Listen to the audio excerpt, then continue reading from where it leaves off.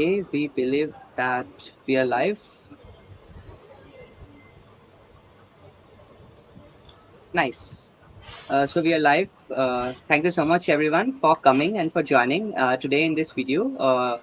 You'll be going to get a lot of knowledge, and I would like to introduce yourself to our wonderful, amazing, and talented guest speaker, Miss Disha. So let me introduce yourself to her. We are thrilled to welcome Ms. Disha Srivastav, a senior research scientist at Google DeepMind, as our speaker for this special ML Core session. So Disha has worked on Google DeepMind's Gemini project, creating superhuman coding agents like Jules, and holds a PhD in AI.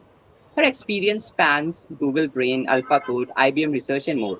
She's here to share insights from her journey in cutting edge AI research and guide our community towards impactful career in ML and AI.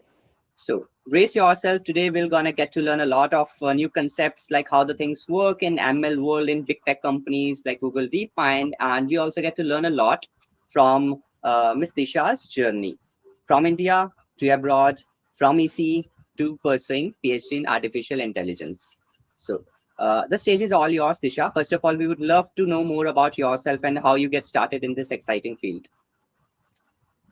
Thank you, Manik, for the invitation and also for the kind introduction. So, yes, and yeah, I want this to be very informal. So, feel free to just interrupt me at any time and ask questions. And I'm very excited to be speaking here. So, I guess I will start with first just telling what my journey was. So I did my bachelor's in electronics and communication from BIT Meshra. And so the reason I chose electronics was because I really liked physics when I was in class 11th and 12th. And I thought like electronics is the closest you can get to physics without doing like a proper science thing. And then while I was doing that, I really so the courses which I enjoyed the most while doing electronics was like microprocessor and computer networks. And then I realized that the reason I love those more is because I like programming more. So maybe because, and then I thought like maybe computer science might be a good option to switch.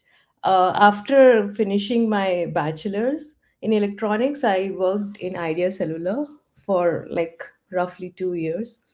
And during that time, Andrew Ng had a course on Coursera. I think all of you might have done it or at least heard about it, which was on machine learning. And at that time, it was like pretty new topic.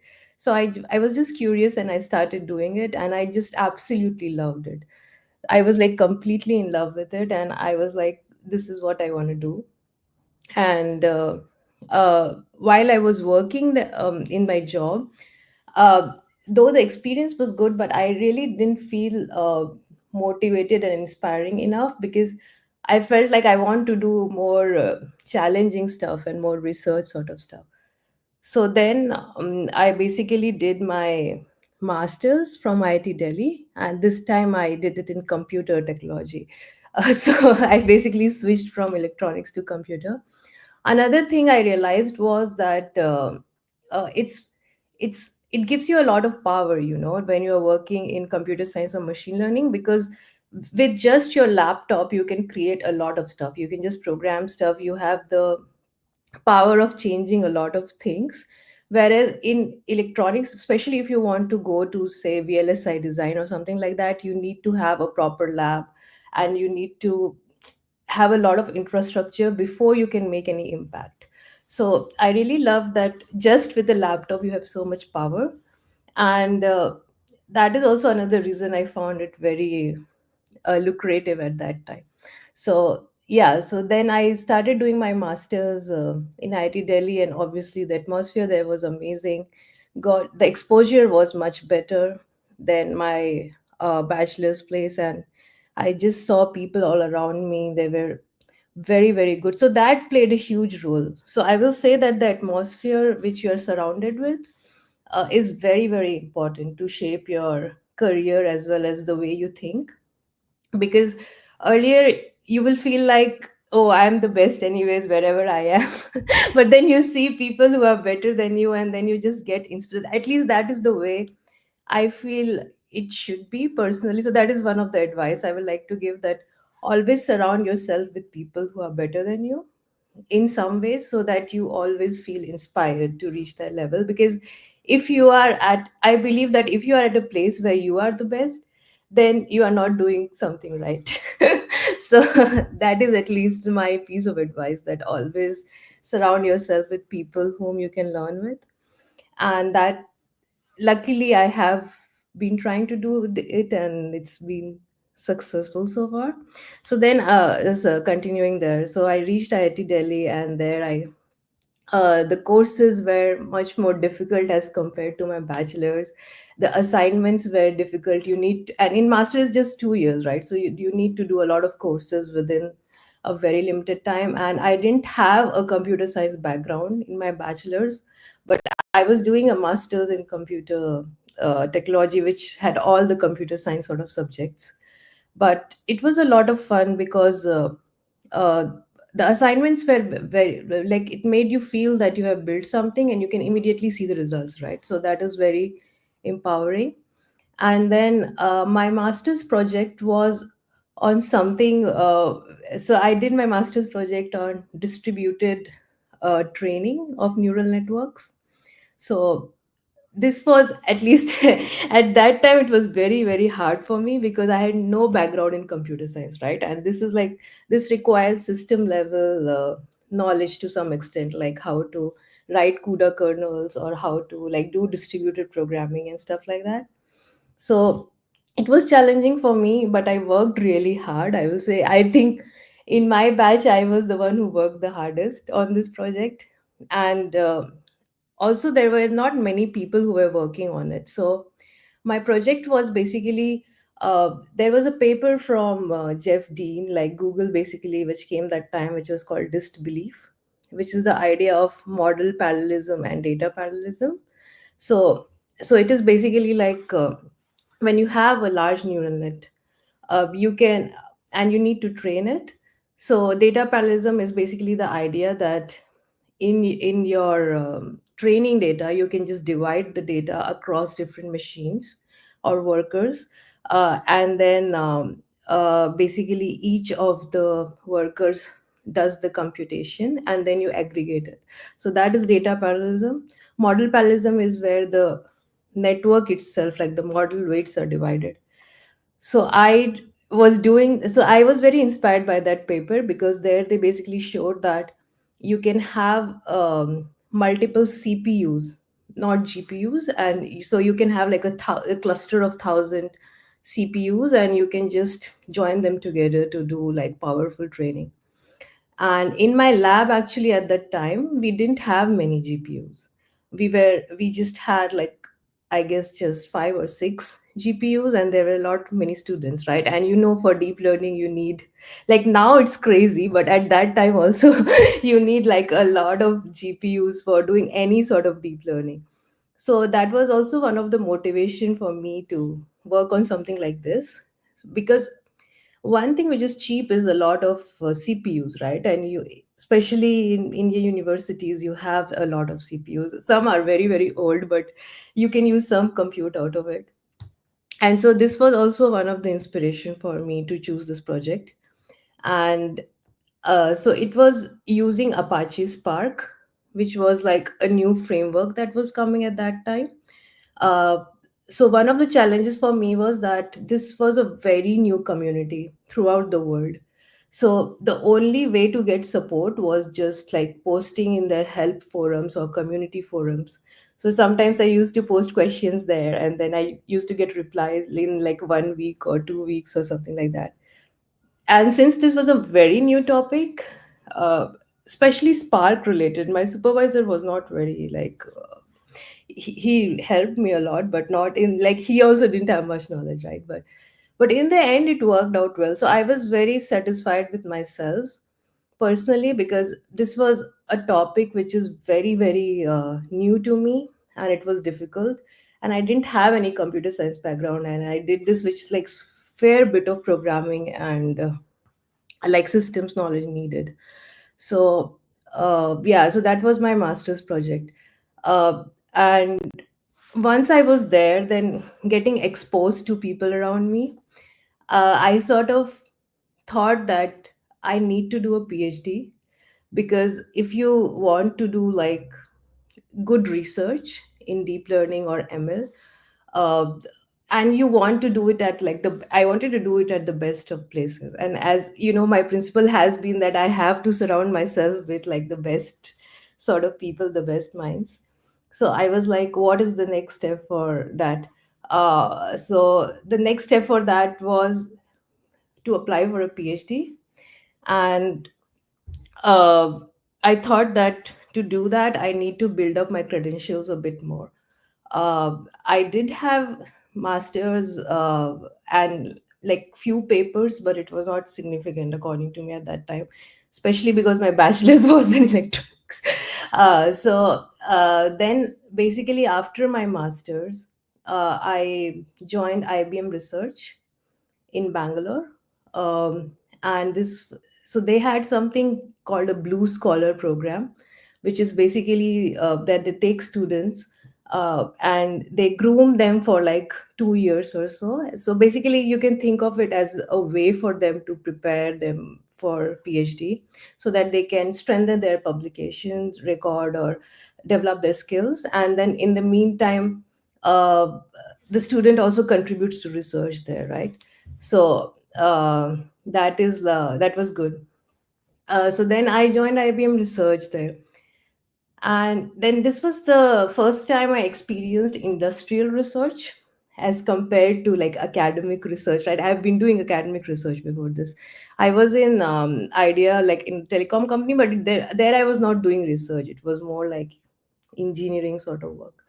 So then, yeah, and there also the people were awesome. So there I started working on NLP, which was again I hadn't done. So another, I think, theme in my career has been that I always sort of switch topics. But I don't know whether this is by choice or this is just that I get bored of things pretty quickly and I want to do something new, something which is challenging. uh, because I feel like if once I start getting very comfortable in that topic, it's not challenging for me personally. So I want to like just challenge myself, learn something completely new. So before this, I hadn't done any NLP. I had like, as I said, I did distributed and parallel training, but in my courses, and I did some projects on computer vision, like the standard. During that time we used to train using Theano and Lua. I don't know if you guys even know what these frameworks are, but yeah, that was the thing at that time. And yeah, I think I did some work in MATLAB as well, which is like, now I think of it and I'm like, how can I do anything in MATLAB? But yeah, apparently Jeff Hinton still uses MATLAB, so yeah. So yeah, so in one difference I will say immediately, which I realized between academic research and industrial research, is the notion of working in a team. So because in academia, I think now it is changing for good, but especially I think in India also, and here to some extent, there is a notion of that you do things individually, like you work alone. Like being a researcher is like a lone field. You sit in lab alone, you do all the thinking alone, and then you do all the programming alone. But then when I came to industry, I realized that it need not be like that, right? Like you can be the group of people, and everyone can contribute, and it's a lot of fun if you get the right set of people. So I should say, if you get the right set of people, because sometimes it can also be that you are surrounded by toxic people and then you are not very productive. But yeah, if you get the right set of people, then it is amazing. And I was lucky enough to get some very good people from whom I learned a lot. And another thing, so first difference is that research can be a collaborative effort, which I immediately realized after coming to industry. And the second thing was the quality of code. So in PhD or academia, we just write any code, right? Like we don't care about readability or whether someone else also has to look at our code and develop things out of it. But there, you need to be conscious of the fact that other people are also building that project. So you need to have enough documentation in your code so that they can understand what you have done. And it can be it needs to be like production grade, which means you need to write tests for your code. You need to be like careful that it is reliable, it gives like robust performance throughout. So these are things which you don't necessarily care while doing research in academia, but in industry it is very good to have this. So these were the two major learnings for me, like which I felt were the differences between academic research and industrial research. So in IBM research, then I started doing some NLP work, and there were some. I was also involved in some projects with some clients that they had, so that was a good experience. Then again, I programmed in Java, which I don't know if anyone uses these days, but yeah. So that was fun. And then after 2 years, I basically applied for PhD.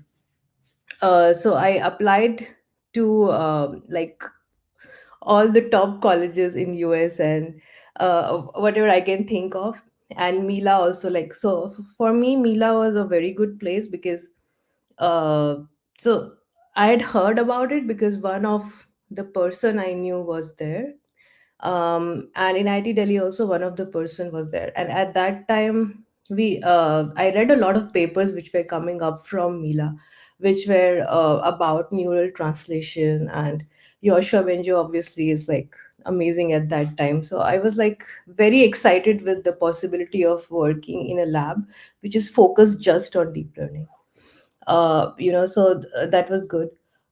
So I actually, to be honest, I didn't expect that I will receive a call back from them, but I just applied because one of the reasons was also because it was free to apply there. So at other universities, like I think they charge some 80 USD or something. I don't know now what is the rate, but so you can't apply to a lot of places, right?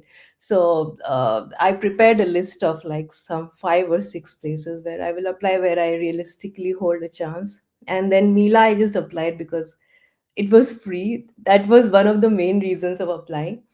And actually, I was very surprised when I got a mail from Hugo Larochelle, like saying that, will you like to interview?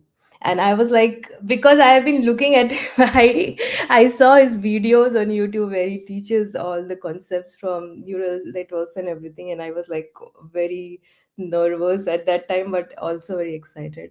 And my interview went very well, I will say. So I answered a lot of questions. One of they were asked me about my projects. One thing I will say is that on all my projects, I had sort of worked.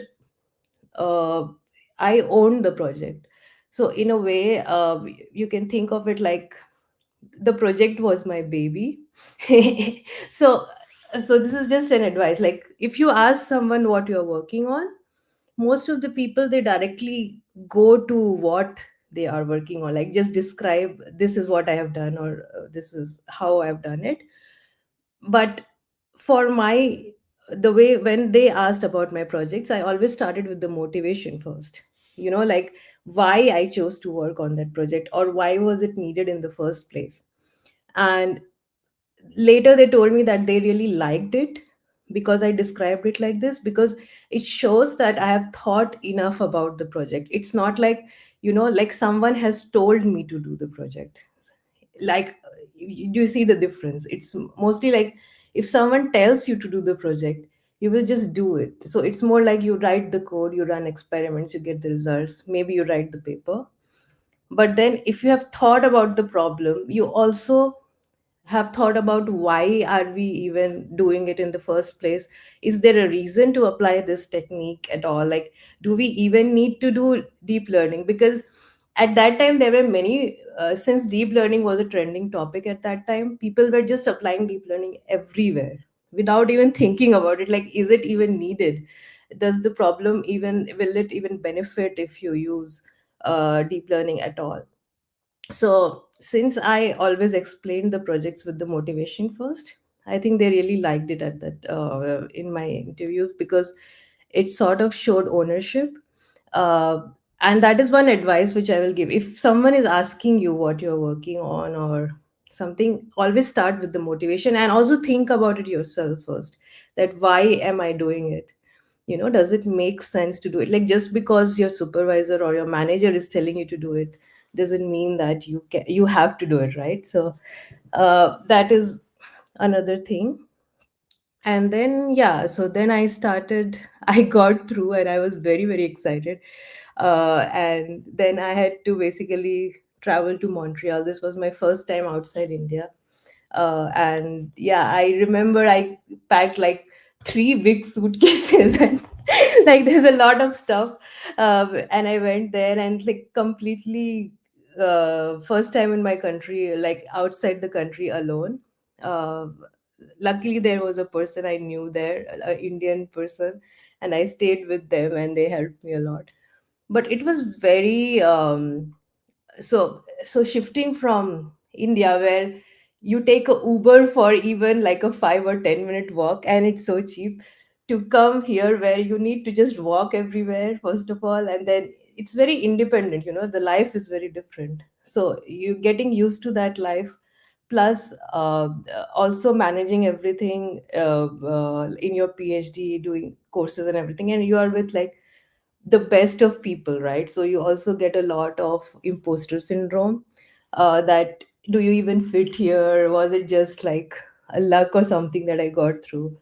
But then it takes time, but it was fun. So I will just say, be patient, especially if you are starting something new. As long as you are motivated to do it, I think all the other things will just be relieved. Like, I have heard many people say things like, the things like, oh, the weather is bad. Like in Montreal, it's very cold, just to tell you. Like in winter, it can go till minus 40 degrees Celsius, which means that if you go out, the only thing which is exposed is your nose, and it becomes red completely in like 10 seconds. So it can go to that temperature. But I guess if you just enjoy your work, you will not notice these things. So everything else is heated. It's just that from your house to the train station, there's like a minute walk or something, which will be horrible. But yeah, so I will say that it's hard, first of all, for people who are considering if they want to go to a better place. And it need not be outside, it can be in India, like it can be away from your hometown or away from your family, which is obviously difficult. You will get out of home comfort. You have to do everything yourself, including cooking, garbage, paying the bills, washing the dishes. But it makes you a better person, believe me. Because you need to get out of your comfort zone to learn new things. And I think achieve something in your life, you need to struggle. I strongly believe in that there's no shortcuts. And you need to go through the whole drill. You need to struggle to achieve something. It teaches you a lot. It makes you a better person also. So yeah, so I started my PhD, and then it was so there again I changed topic. So one of my course supervisor was my supervisors were Danny Tarlo and Hugo Larochelle. And Danny was at that time starting to work on deep learning for code.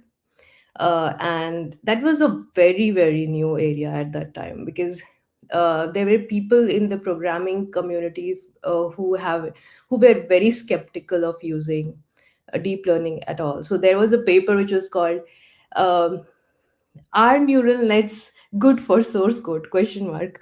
This was the title of the paper, and basically they were trying to show that it is not as good. And then I remember reading this as my first paper when I came started doing that topic. uh, and then I guess, Yeah, so it was a bit difficult for me because no one was working on this topic, at least in my lab in Mila. So people were not even interested to talk to me about this topic. So I had to convert the problem into, like, say, an NLP problem or a RL problem, which more people were working at that time. But luckily, I also got the opportunity to work in Google Brain at the same time as a student researcher. So in Mila, you have this option that 20% of your time you can also work in, like, a lab or a company. And since both my supervisors were there in Google, it was like sort of good for me. And there I had a very good community of people, like we had reading groups regularly where we read all the papers together, and that gave me a sense of belonging because in my lab, which is Mila, people were not very interested at the time on this topic. And I will not lie, it was very hard to begin with because I start my first project, which I did almost for 2 years. It got me no results, so it was like almost dead. Like after 2 years, I had nothing out of it. And it's psychologically draining because all your peers are publishing, right? They are regularly publishing, maybe not as first authors or something, but more like as second author or third author or something. And you are working on some topic, and then you, after 2 years, you say like nothing happened out of it. So it is a bit discouraging. And then at the same time, COVID hit. So this was, yeah, so this was. So earlier you at least go out of the house and you discuss with people, you see other people, but then being just in the house and working on this, and then your project, like, actually, like before the new rips deadline, we decided not to submit like 4 hours before the new rips deadline. And this was like like I hadn't slept for 2 3 days before. So it was like very draining, and it was COVID at that time. So I did have a moment where I was like, I should just quit my PhD. And I will not, I think every PhD student has this at one point or another in their PhD journey when they are like, oh, I should just quit. But then I was like, okay, let me just try more. And then I started working on a different project. And you will not believe, in 3 months, I got such great results that I got like a NeurIPS paper out of it. So I will also say it's a matter of luck sometimes. You just need to, like, persist through it and do stuff. So don't get discouraged by negative results in research. It is part and parcel of research. Like, it will, sometimes you will get very good results very quickly, sometimes you will just struggle a lot and then you will not get anything.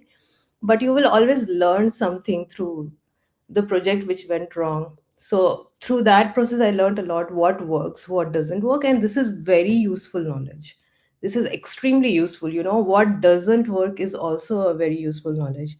And So yeah, go through. You need to go through that drill again. No shortcuts there as well. And once I got my first paper, I was very. I gained a lot of confidence because I was sort of working alone. So I was sort of the only student on that project. So I owned it completely, like I know A to Z about everything. Like whether, and I did every single thing there, like from inception of the idea to writing the code to running the experiments to writing the paper to doing the rebuttal, everything. So I was very proud of it, and my supervisors were also proud, I think. They are amazing, by the way. Both of my supervisors, very, very lucky to have them.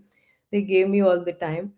One thing my supervisors enforced on me was sort of being very independent as a researcher, which at that time I was feeling uh, like I can, work as a second author or third author, just like to gain confidence. Because what happens usually is that, for some people, they, when they start in their PhD, for the first 2 years they are clubbed with a senior PhD student, and there they work more as a second and third author papers. So you get the papers out and then you gain some confidence, and then from there on you pivot your way to getting like more first author sort of work.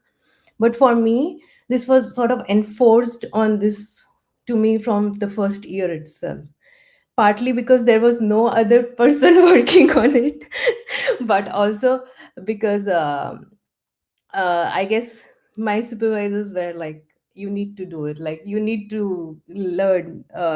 Like, eventually you will do it. So you need to do it now. And this is the skill that everyone values. Whether if you, after your PhD, if you want to be a professor or you want to be in industry, everyone values this notion of being independent and coming up with things independently. Everyone likes this. So this is a skill to develop, um, irrespective of what stage you are in, I will say. So since this was enforced on me, and there was no other option also because people were not working on it, so in a way I developed the skill, and I was very lucky to develop it, because later I saw, even when I talk to other students, they will not have the same sort of intuition or the same way of working or thinking as I did. So this is something which is very very important, I will say, in research, which is that you need to have uh, understood the problem nicely. You need to think through it, have the intuition, and design the experiments.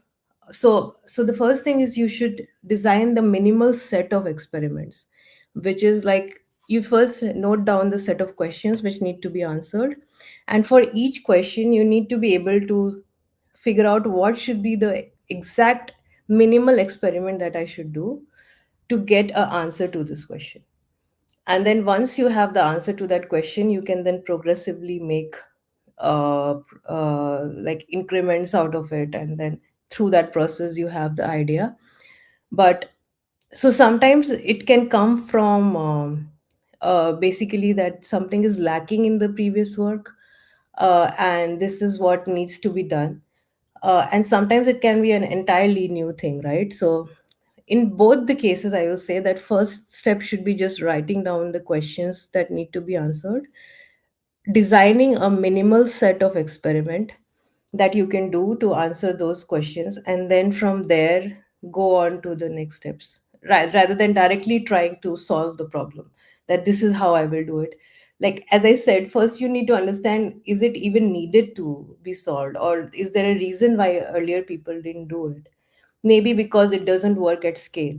Maybe it worked only for the model parameters of that size, and at scale things work differently, or maybe that the data set they have trained on didn't have that feature, but if you have done on this, then the constraints are completely different, and it will be a different scenario. So questions like this are really important.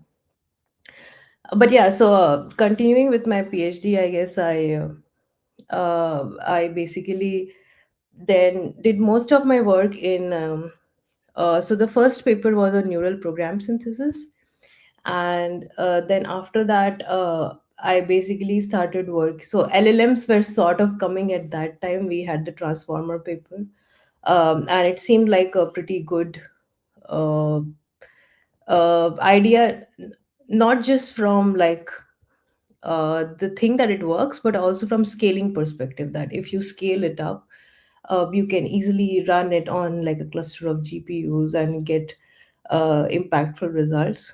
So then I started sort of trying basically LLMs with code, this domain, which was uh, s- like people had started picking up on it. And my second paper was on basically using, so in code completion, which, like, if you are working in an IDE, right, like it basically completes the code. At that time we didn't have agentic coding, but yeah, basically it predicts the next few tokens in the line or in the next line. And the project I worked on was basically using context from the entire repository, which will help you do code auto completion. So normally at that time the systems use the context only from that particular file, but in source code, right, it's basically like there's a lot of dependencies, because you have imports, you can have like some identifiers or variables which are defined in other files, some functions which are defined in other files. So there's a lot of dependency. So the code auto completion will benefit from that. So that was the paper, and that actually got a lot of attention at that time, because it worked really well. And this was like without any training and just using the context at inference time. And people didn't really believed at that time that you just copy paste the content from other file in the prompt and it will like just work well, right? Because it's sort of unintuitive, like, because there is no coherence between the content. You put the content from some other file and then you immediately paste the content from this file. Now there is no connection directly between this and this, right? But it worked pretty well. And then later we have seen that, yeah, it's like prompt engineering is basically that. So that got rejected at the first conference, but then I tried to polish it more and then it eventually got accepted to ICML. uh, One tip regarding conference reviews and conferences is, don't give up if you get bad reviews, because sometimes if you have a very good rebuttal, you can like it can completely change. So if I think I worked really hard for the rebuttal of my first paper at New Rips, and that like they were very very impressed. The reviewers were very impressed with the rebuttal, and like I think one reviewer increased their score by 2, another increased by 1, and like that really helped me, like helped the paper get accepted. So I will say rebuttal is really important, at least at that stage. I don't know how people review paper these days, mostly by LLMs, I guess, but still. So, because sometimes you get very good reviewers also who, who will make very good comments of what is missing and what experiments should be done. So sometimes you're lucky to have good reviewers as well. Uh, but yeah, so after that, one thing which happened was that I was looking for internships and I got a internship. I got accepted for DeepMind internship, and uh, at that time, I basically had the option of either working on a big project, or basically working independently and then have a publication out of my internship. So it's like a 5-month internship, which was in London. And I basically had the option to work on Alpha Code, which is the thing that they were working on. But then it was told to me that there will be no publication out of it, at least immediately. And then basically, I can't put it in my PhD thesis, right? And for a PhD student, it's like 5 months is a long period where you don't get a publication or anything. But then my supervisor gave me the confidence that it's okay. Like you should, if you want to do industry sort of project, you should do it. Don't worry about publication. So that is another like a credit I will give to him, that he put that much confidence in me that I can go and explore. So I worked on Alpha Code, which was very very good experience for me, because as I told, in my PhD I've sort of worked alone till that point. And then I worked in a team of like extremely exceptional people, and I was leading a fairly important part of the project, and I was like basically giving presentations every week, and there were people giving feedback. So that got me a lot of visibility. I was doing coding directly in the, like, submitting my code directly to the team code base. And this has a bit of disadvantage because it keeps breaking and things like that. But then uh, my code was actually used by people, even after I left, people used that code. So because what happens normally is that people, like interns, they work on like a collab or a standalone piece of code, and then uh, like when they leave, their host will not put the effort to put that code back into the code base, right? Like, because it's like extra time that they need to put through that. So one advantage here was that since I was directly contributing to the code base which the team was using, it was good to for others to use, and then they can see the benefit of the work I had done. So even though I had no publication out of it, but I got the return offer for the job from that internship, which I think was really great. And I just accepted it. Yeah, so that this was the time when people were getting laid off.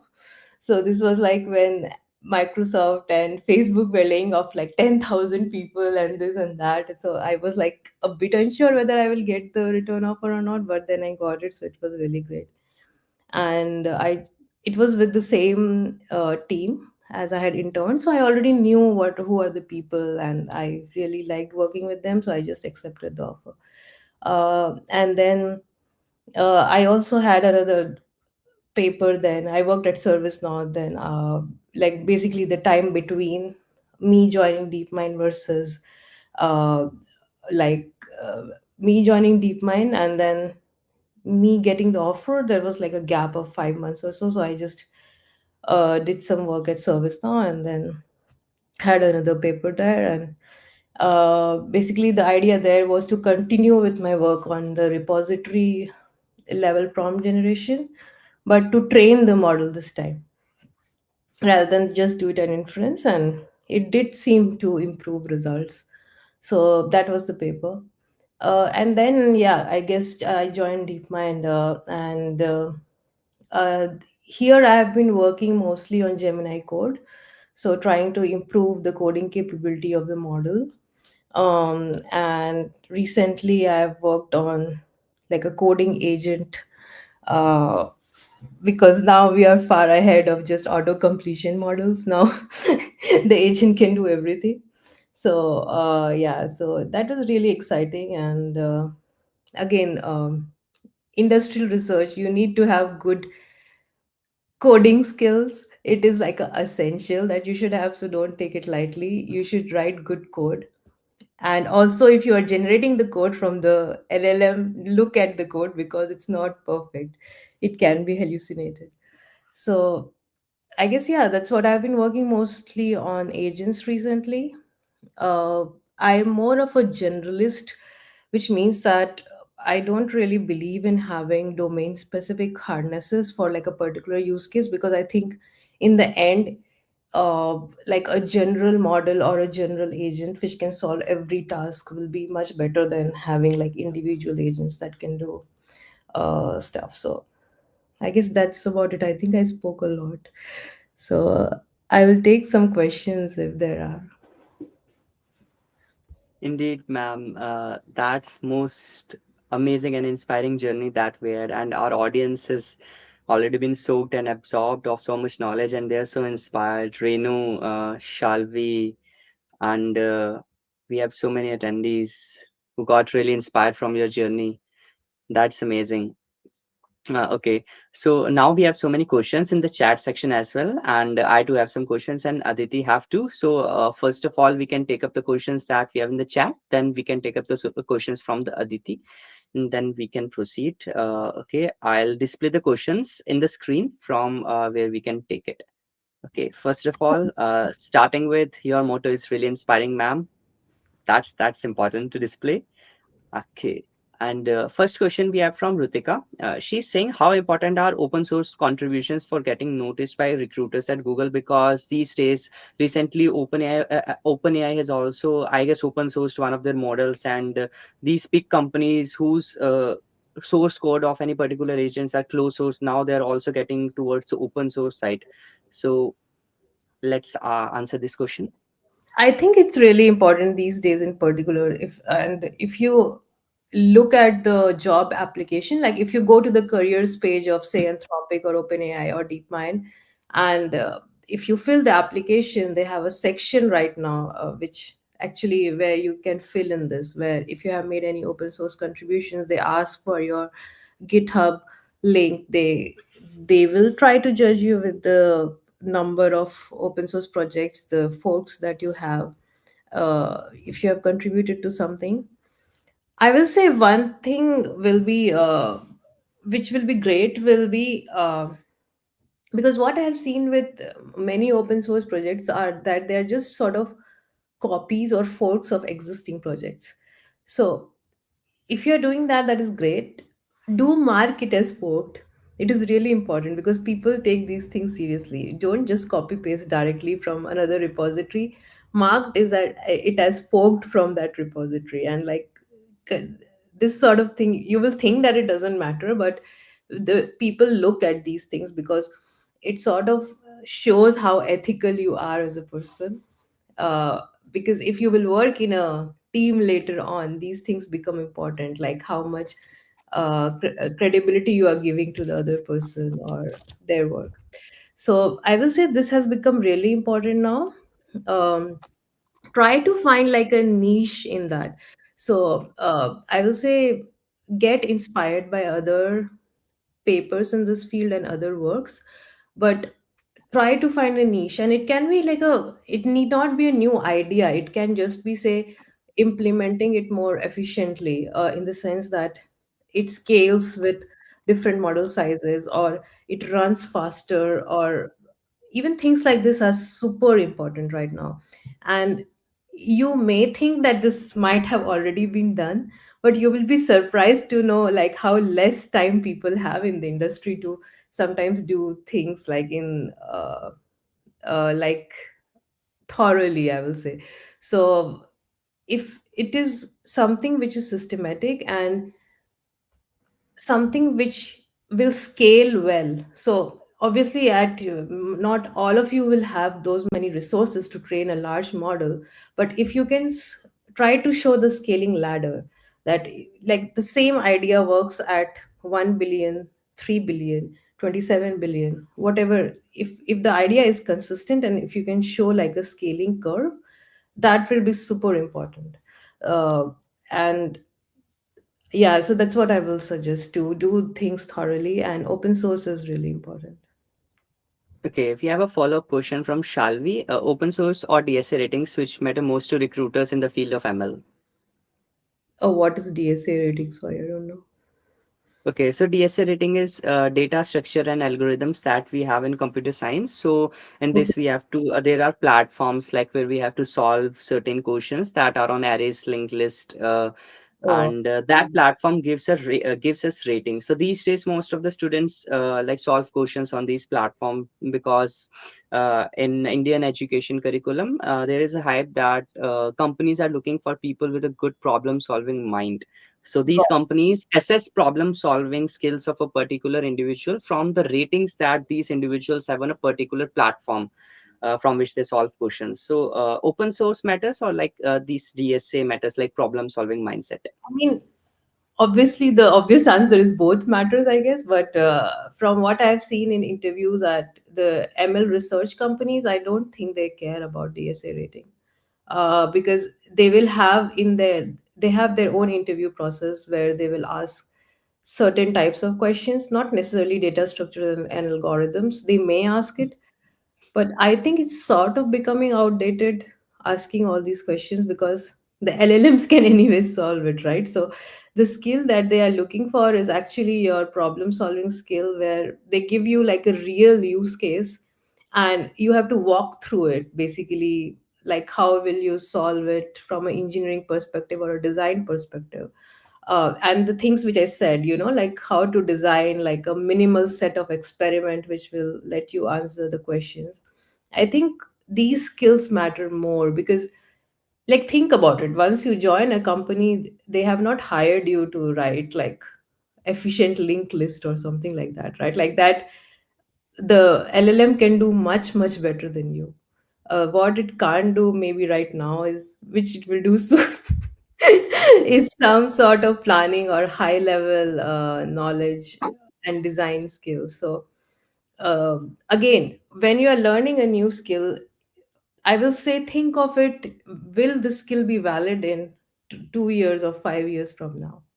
uh, I personally feel like it's good for your practice that you are learning this thing, not to like over optimize for the current scenario or something, but focus more on soft skills like learning, problem solving, uh, writing code, designing experiments, things like that. Okay, That's my, wonderful, I guess. yeah. Yeah. So yes, with DSA you can increase your problem solving skills. So don't run after rating, run after like how you can improve your problem solving mindset and all that.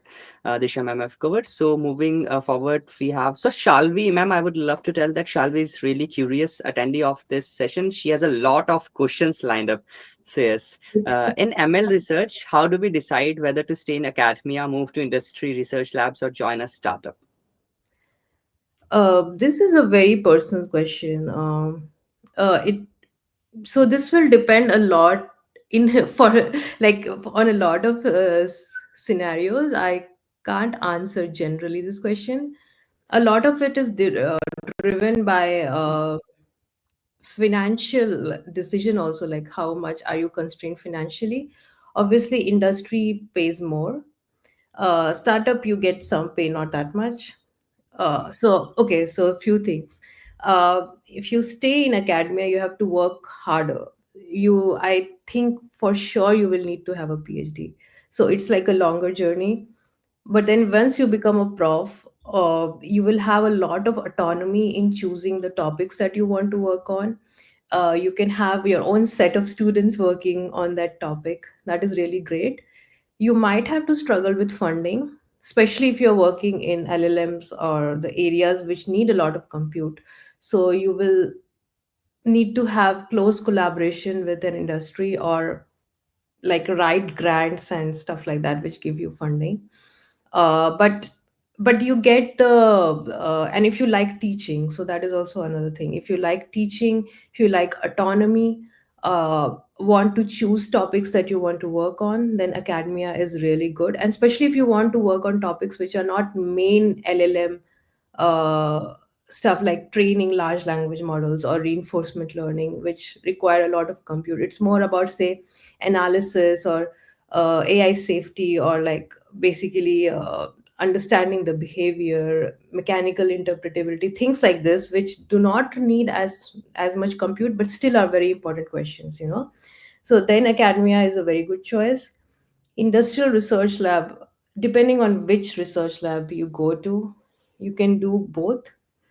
You get paid well, so that is one thing financially. If you are looking for more money, you have a bit restriction on what topics you will work on, because obviously at the end of the day you are working for a company which wants to earn profit, right? So it's not like that you can just work on whatever you want. But I will say, in good labs like at DeepMind, you still have the flexibility within that field to choose what topic you want to work on. You have a lot of compute, so that is good.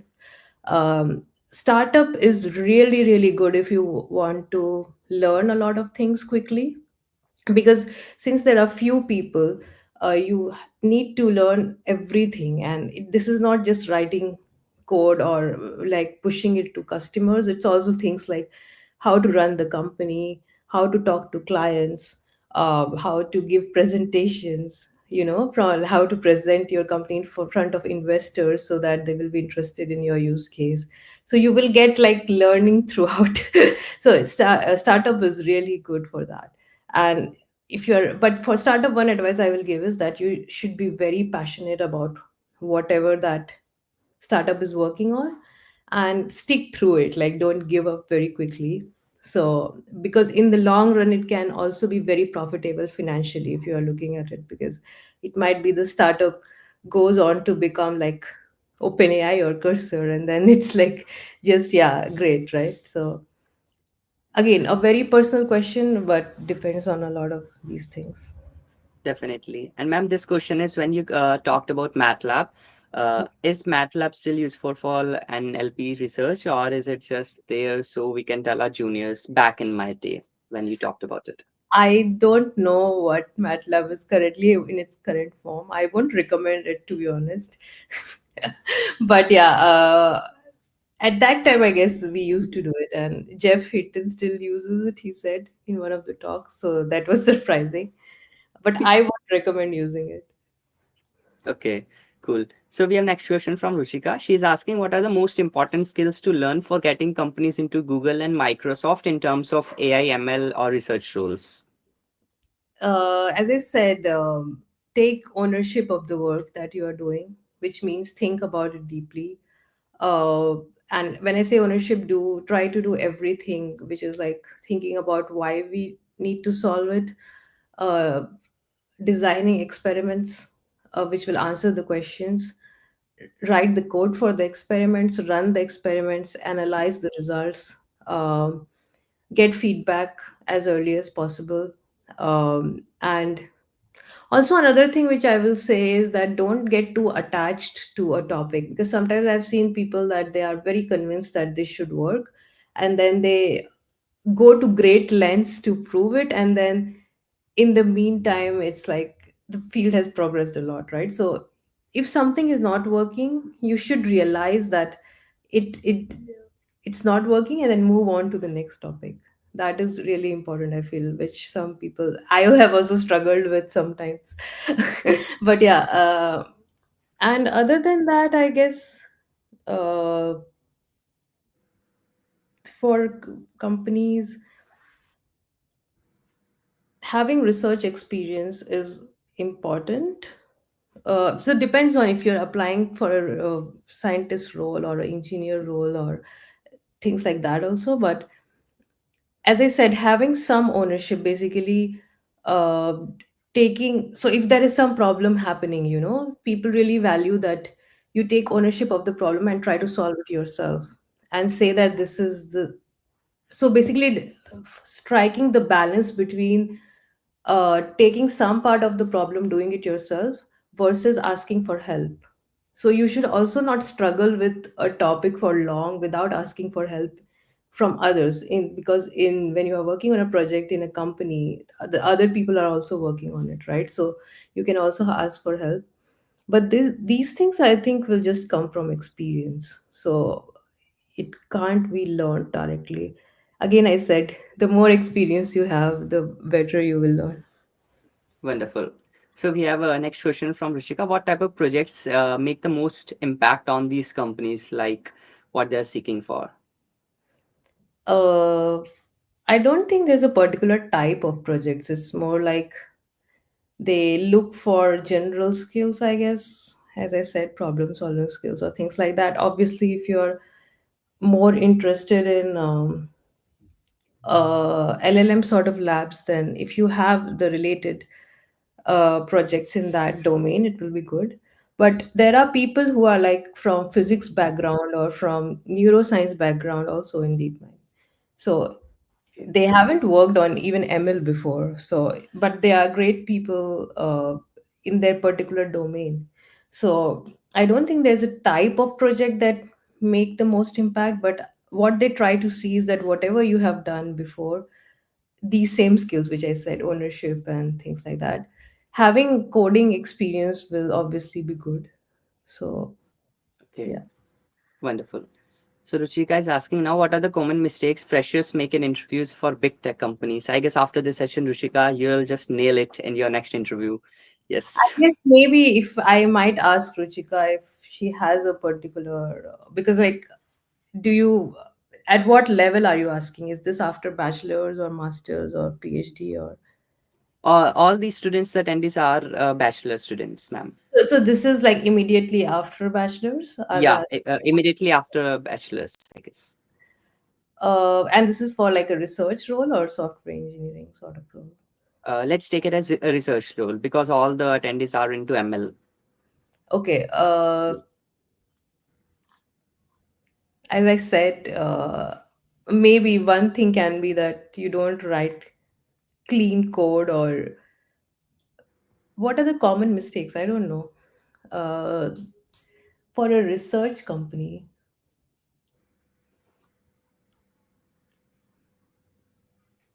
I think people are pretty smart these days, so I don't think they make any mistakes. But yeah, one thing can be that you,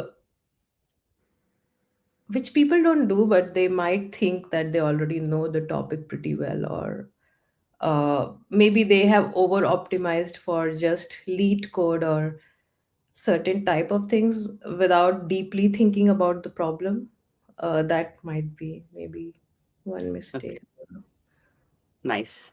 So we have question from Shalvi. You have gone from Mila to DeepMind. What's one thing you wish someone had told you earlier about moving from academic research into industry labs?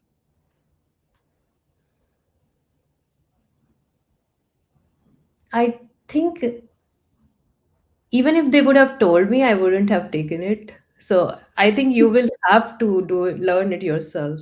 These are not things which you someone can just tell you, and then all of this, I think it comes through experience. So uh Okay. yeah, one thing, okay, one difference I will say is that don't consider your manager as your supervisor. There's a big difference, because in a company they are your colleagues, they are not supervised. I think in, especially in India, like supervisors are more like whatever they say is the word of truth, and you can't question it, or you can't like give suggestions. I think this mindset is completely different in industry, so it's like your manager is just your colleague and you can just challenge whatever they have said. Okay, nice perspective. So next question is from Shalvi. For someone still exploring ML research, how do you figure out when to go broad and try everything and when to go deep into one niche? uh So if you're exploring, I will say at this exploring stage, it is obviously good to go broad and not try everything necessarily, but to at least have like the concepts pretty clear. You know, like why, again, like what is the motivation? Why are people doing it? Why have they done it certain way? And here I will, okay, so one advice I will give is really leverage LLMs for this, because I know that in all these models, so ChatGPT has this study and learn mode. I don't know if you have seen it or not. So you can just like, and in notebook LM now you can just give it like a bunch of papers and it will generate like some audio overview or something like that. There is deep research mode and everything. So I will say the LLMs have made it pretty easy these days to learn about a topic generally, where you can just give it like a set of papers or just ask it generally about a topic, which will give you like some high level overview. And then obviously it depends on your interest whether you find it interesting or not. If you find it interesting, then you can like dive deeper into it. But the do read the basics, like the deep learning book from Ian Goodfellow and other Mila folks. I don't know if people have read it or not. It is really important to like get your fundamentals right, because this will be needed and like at any time. Even if you have LLMs are there to write everything, people really expect you to know your fundamentals, and there is no substitute for that. Cool. How can I practice explaining my thought process clearly during coding interviews? Because I know the things, but I don't know how to explain it clearly. So, any tips for that? Yeah, so as I said, use LLMs because they're excellent now. So you can just like, I don't know if you guys have Gemini or other things which audio mode or something like that. You can just tell it that just pretend that you are an interviewer or something like that, right? And then it will give you very good feedback and you will be amazed. Obviously, if you have a human like a senior or a friend who can also do the same thing, that will be amazing, but not everyone has that much time, right? So Yes, again, take autonomy, take things under your control, and LLMs are great these days, so you can just definitely. ask the LLM to do it. Nice. So, we have a very beautiful question from Janvi. She's asking, ma'am, what advice would you give to current aspiring women for research in ML? Can you give us a brief roadmap? um, I will just say that just go for it. I guess one thing as a women in particular, I think we have is a lot of imposter syndrome, because we feel like I don't know if you guys have read this book called Lean In. It's by Sheryl Sandberg, and like it's an amazing book. I will recommend everyone reading it. Uh, and so basically, for women in particular, I think society sort of enforces this notion of being perfect in everything, which means that you, if you're applying for a job or you're working towards something, you feel that you need to meet all the qualifications listed and only then you will apply, right? Or if you are in a job, you will feel like I need to know everything, I need to be perfect, then only I am fit for it. And so this is an idea mentioned in the book which I relate to, which is like, because society enforces us to be like perfect daughters or perfect girlfriend, perfect wife, perfect mother. And this expectation is not necessarily from men. Like it is okay to be like an imperfect son or imperfect husband, right? So I think we really need to know that this has been wired in our brain to be perfect, but in reality no one expects this. It is impossible for anyone to have like 100% of the skills. Even the people who write the listings of these job interviews know that a person can't have all these skills. So so I will say that don't doubt yourself, just apply, and you will be surprised by, like, the results you find there. So just overcome this imposter syndrome. Another thing which is more like a career advice is, like, negotiate and just fight for yourself. So especially I have seen for women who are working, they never negotiate their salaries. And it is like very important because they feel like, if I am good, then my manager will notice me and they will give me an increment or they will give me a promotion. No, it doesn't happen like that. You have to fight for it. And men are very like, they are just like, oh, I deserve it, I will get it. So it's like, so this attitude is different between men and women, and we need to be aware of it, that this is the way we are wired. And it's like okay to be imperfect, it's okay to demand for things. And yeah, be just confident in yourself, I will say. That's really important. I am also lucky to have very supporting parents who also are like, just do whatever you want to do, and who have always believed in me. So that also plays a role, I guess. Like your surroundings, how supportive they are. There will always be people who will question you, but you don't need to listen to them. Yeah. Okay. We have next question from Shalvi. PhD at Mila to working on things like Jules and Gemini at DeepMind. Was there a moment in your work where you just sat back and thought, wow, I can't believe I get to work on this? It's just more of Yeah, an experience that you had ever in life. definitely. I've thought like, especially at moments when I doubt myself, which I still do to this day, where I'm like, oh, my colleagues are so much better, or this person knows so much better than me, and things like that. But then it's like you need to set your reference points properly. So I think I have achieved a lot, and I'm privileged that I've achieved a lot. And I have started from a very small place in India. It's like sort of a village in Bihar, which is like, it's a very small place. So I think, yeah, I think I have achieved a lot, but at the same time, I have to achieve even more. So as I said, like, always challenge yourself. Indeed, ma'am. So we have some of the questions lined up in the chat, but before moving ahead, I would like to call Aditi to ask the questions that we got from the community members in the form. We can cover that, and we can take the rest one from here. Aditi? Yes, sure. So we got some questions from Natasha, who is from our community, and she asked firstly that how to do research in a particular field like ML, more like what is research and how it is done. Uh, in So this is like more in like in academia or something, or general. Right, and like doing in some particular like ML and or AI or a particular field academia. So I will say the best place to do research is actually doing being in a program which enforces doing that. If you can do that, like doing a PhD or a master's, that is the best way to do research according to me, because you are exposed with, so the atmosphere is really important, as I said. So you have the right set of people who are also doing similar things, so you will have the right mindset.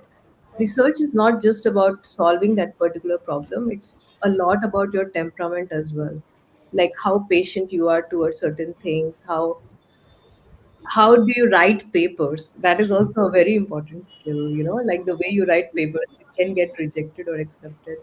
uh, but but yeah, asking the right set of questions, I will say that is the most important thing to do research.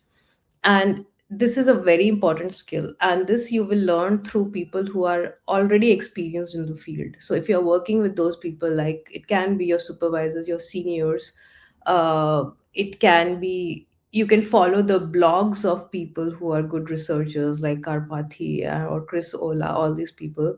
You know, the way they think about. So try to understand how they thought about that problem in the first place, and try to follow the same set of patterns. That is really important.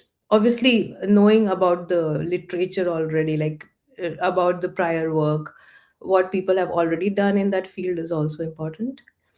But to me, the best way to learn is to be actually be in an environment that encourages research, either being in a program or surrounded by people who are researchers already, people who can give you the right advice and right feedback.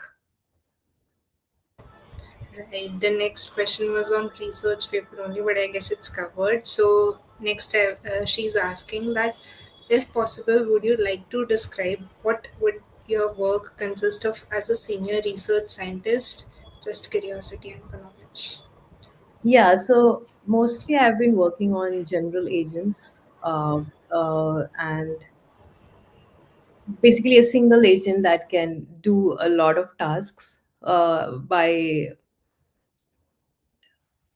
a minimal set of tools. I am afraid I can't speak much about it because it's sort of confidential, but that has been the focus of my research lately. Yeah.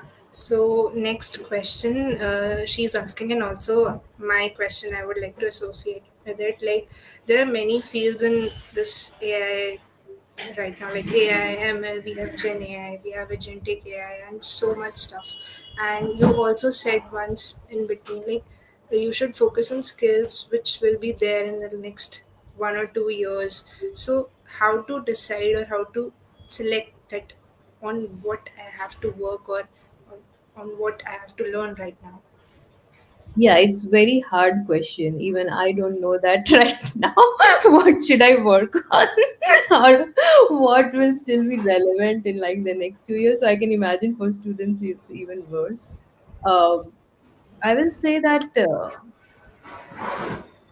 one thing which will still be there is, I think, general notion of problem solving and like adapting quickly. So if say something is because there are, I know there were people who were not working on transformers before, and then it took a lot of time for them to switch to transformers later and sort of accept the idea of transformers.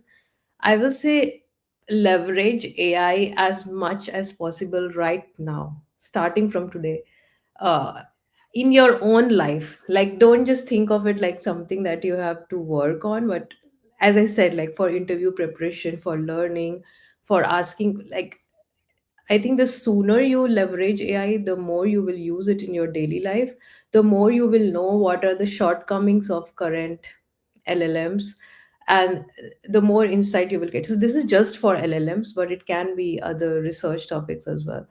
Um, I guess I don't have a good answer of what.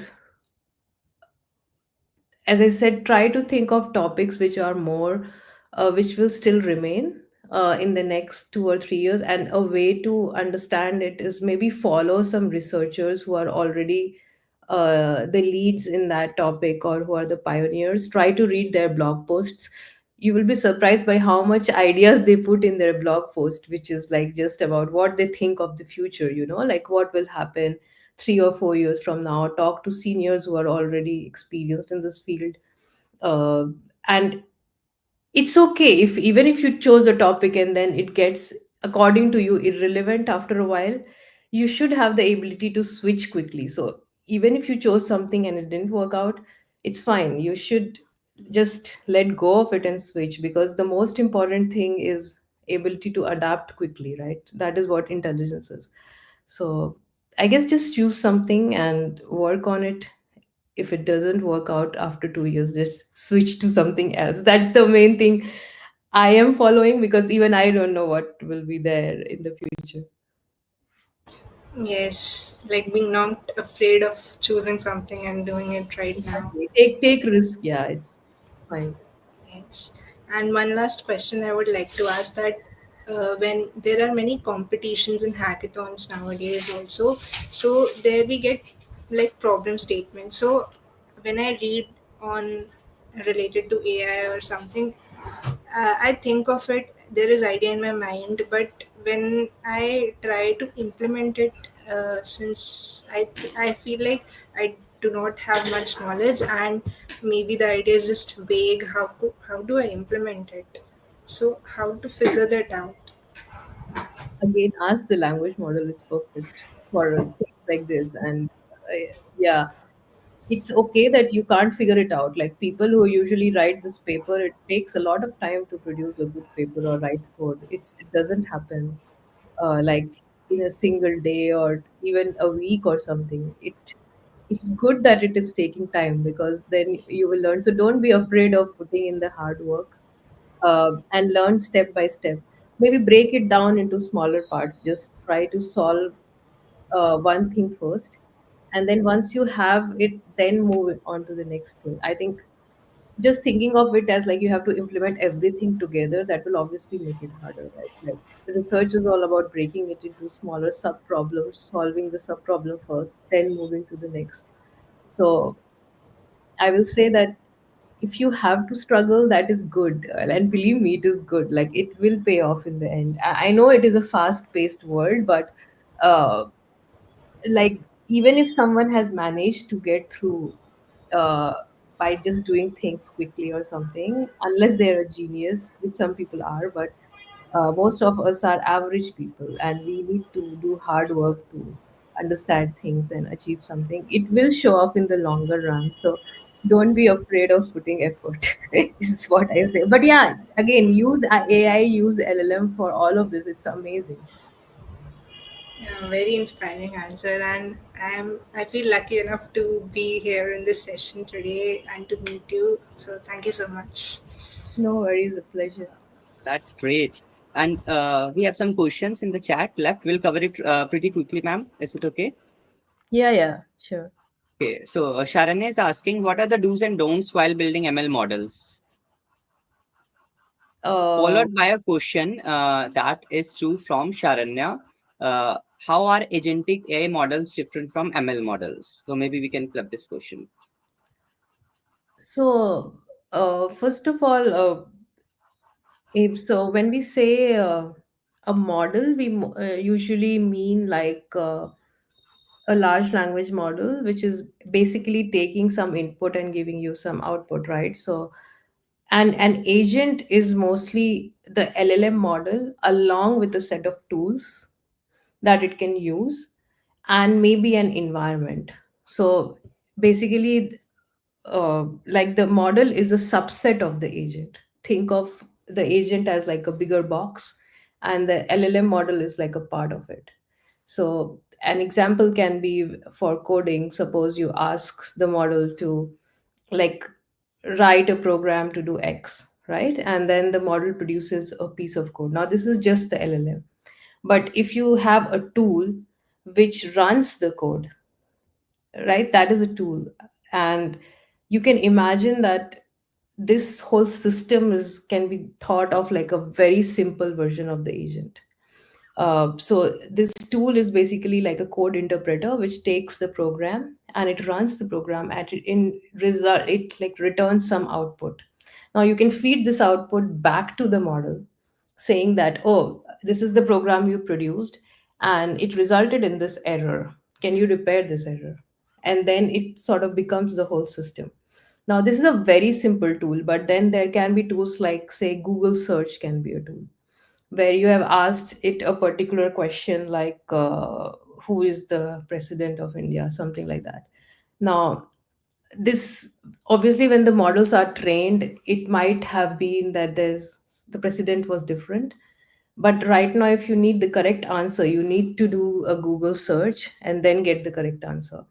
So think of agent more like a system which has a LLM or a model as a component of it. Wonderful. So now we have question, how do I make a portfolio that impresses recruiters? And we have another question. We would like to club it. This question is from Ruchika and this question is from Rutika. Both are different. How can I show impact in my resume, not just skills? Rejection mails are coming, ma'am. I mean, you need to work hard. There's no answer for this, right? Like, obviously, if you have done master's, PhD from a good place, it helps. If you have publications, it helps. Open source can help. So there is no, I guess maybe nowadays, if you are on Twitter and if you tweet something and it becomes viral, maybe that also comes under notice. Because so one thing which I saw recently was that DeepMind, we had like a IMO gold medal recently. Yeah, I don't know if you saw it or not. So we participated in IMO, and we developed like a technique which gets us the gold medal. And then I saw a paper from someone on Twitter where they also got the IMO using the basic public model like Gemini 2.5 Pro.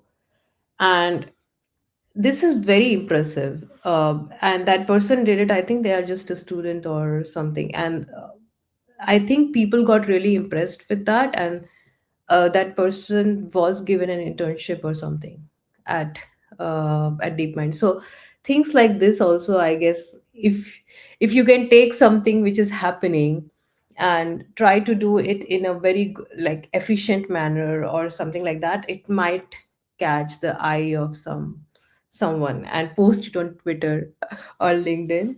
So that might be good as well to get immediate attention. Wonderful. We have a question from Renu. She's asking how to choose the research paper topic for ML research paper. And we have another question from Akansha, which is similar. How to form a great research hypothesis for the paper if your goal is to publish at A-Star conference? Like from choosing topic to like making a great research so that we can publish at a great journal. Experience. That is the answer. There is no answer to this. Experience and learning from people, hard work.